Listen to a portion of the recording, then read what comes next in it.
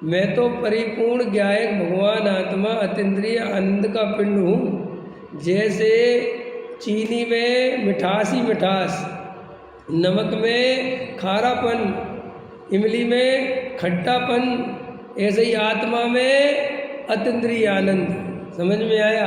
आनंद कंद कंद कंद कंद। मैं आनंद के अलावा मेरे में कुछ है ही नहीं, मैं आनंद से ही भरा।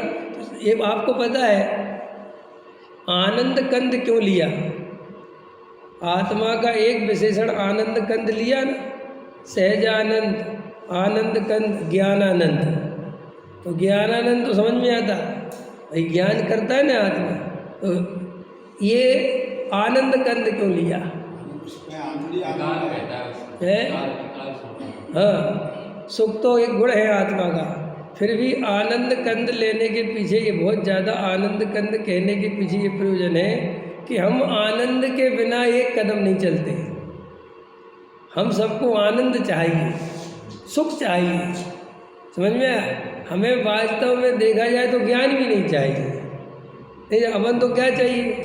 सुख मिलना चाहिए, सुख मिलना। इस सारे जगत में जो एक गेवों को देखने की भी होड़ लगी है कि भाई माउंट एवरेस्ट पे चढ़ के देखना क्या है, तो उसमें भी आचार्य कहते मूल में सुख ही भासता है। समझ में आया? क्यों? आपको ये नए नए गेवों को देखने की क्यों इच्छा होती है? सोचा कभी? जब और जो गे अपन देख चुके उसको देखने की इच्छा नहीं होती, नए नए गे देखने की इच्छा होती। क्यों होती है पता है? नए गेवों को देखने में क्या सुख मिलता है बताओ? जैसे आपने कश्मीर नहीं देखी, आपने सिक्किम नहीं देखा, तो आपको वही देखना है। और हमने कहा साहब दिल्ली, बोले दिल्ली नहीं देखना, बोले इंडिया गेट, बोले नहीं देखना। और वहाँ सिक्किम वाले से पूछो तुम्हें क्या देखना है? इंडिया गेट देखना है। बराबर? अगर इंडिया गेट में सुख है तो तुम क्यों नहीं देखने जाते? तुम देखाओ ना, तुम्हारे पास में, जाओ फटाफट चले जाओ। नहीं नहीं हमें नहीं देखना, हम तो देख चुके।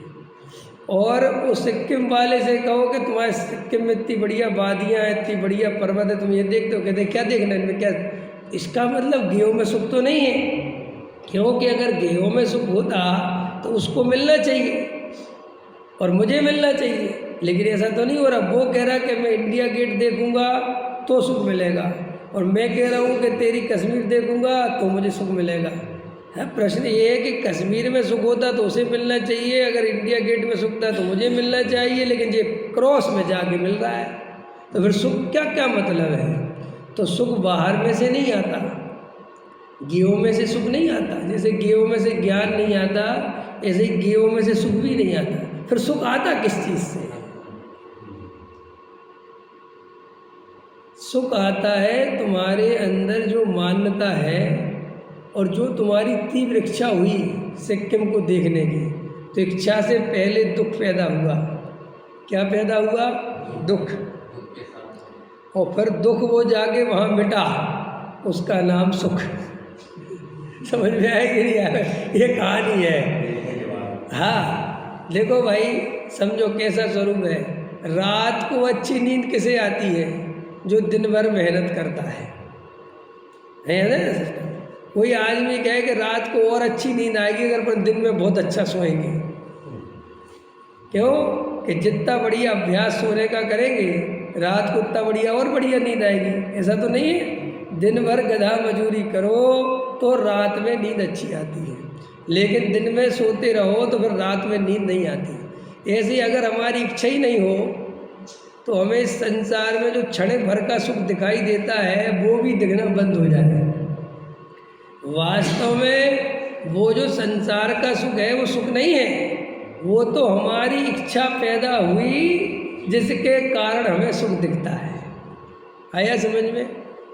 जैसे उदाहरण के लिए देख लो, अपन भरे पेट हो, अपने को भूख नहीं लगी हो, एकदम घर से बहुत भोजन बढ़िया करके चले, तो अपने को मिठाइयों की दुकानें है ना, कोई सुगंध नहीं आती भोजन की, अपनी जो है नासा पुष्ट सुगंध ही नहीं लेते, देखते ही नहीं भोजन की तरफ। लेकिन अगर भूखे हो, भूखे पेट हो तो फिर वो दिखता है। देखो श्री गुरु कहते हैं ना स्त्री सुंदर है ना पुरुष सुंदर है, तेरी वासना जितनी गहरी हो वो उसे उतनी सुंदर बनाती है। और आप नहीं होते तो आपके प्रैक्टिकल अनुभव की बात है रोज की। अगर हमारे अंदर वासना नहीं है तो हमें को कोई कहेगा ये कितनी सुंदर स्त्री है, कहा क्या है कुछ नहीं। और अगर वासना तीव्र हो जाए तो काली कलूटी स्त्री भी सुंदर दिखे। ये क्या है जगत का स्वरूप। तो ये गेयों में से सुख नहीं आता, समझ में आया कि नहीं आया? अरे ये तो भ्रम है कि गेयों में से सुख आता है। फिर सुख कहाँ से आता है? तेरी स्वयं की मान्यता से तेरी इच्छाएं जो पैदा होती उनके कारण तुझे वहाँ सुख दिखाई देता है। जैसे प्यास लगी हो तो रेगिस्तान में पानी दिखने लगता है, और पानी तो है नहीं लेकिन दिखता है। ऐसे श्री गुरु कहते पर द्रव्यों में कोई सुख नहीं है, ये तो तेरे अंदर तीव्र इच्छाएं, लालसाएं, वासनाएं, कामनाएं जन्म लेती हैं, जिसके कारण तुझे ये पर पदार्थ सुखी है मैंने सुखरूप दिखाई देते हैं। लेकिन जिनने वस्तु स्वरूप समझा और अपने त्रिकाली ध्रुव भगवान आत्मा की दृष्टि करी, ये पहचाना संसार का स्वरूप, कह रही यहाँ कुछ है ही नहीं, ये तो भ्रम है और मैं स्वयं अतीन्द्रिय आनंद का पिंड हूँ। और उस अतीन्द्रिय आनंद के पिंड में रम कर, अपनापन कर कर, स्थिरता कर कर जो कसाय चौकड़ी गई, जो वो कसाय परद्रव्य में सुख दिखाती थी, वो जो मिथ्यात परद्रव्य में सुख बताता था, वे गए। तो वे गए तो समता भाव आया, समता भाव आया तो इच्छा नहीं रही, इच्छा नहीं रही तो अपने आप ही पर पदार्थों में से सुख की जो धारा है वो टूट गई, खत्म हो गई। ये कोई दम नहीं, ये तो अपन क्या है गहराई से विचार नहीं करते, इसलिए अपन बेहोशी में वासनाओं में पड़े रहते हैं और कल्पना करते रहते। मनोवैज्ञानिक तो कहते हैं जीव जितना कल्पना में सुख मानता है, रियल में वैसा सुख संसार में है ही नहीं।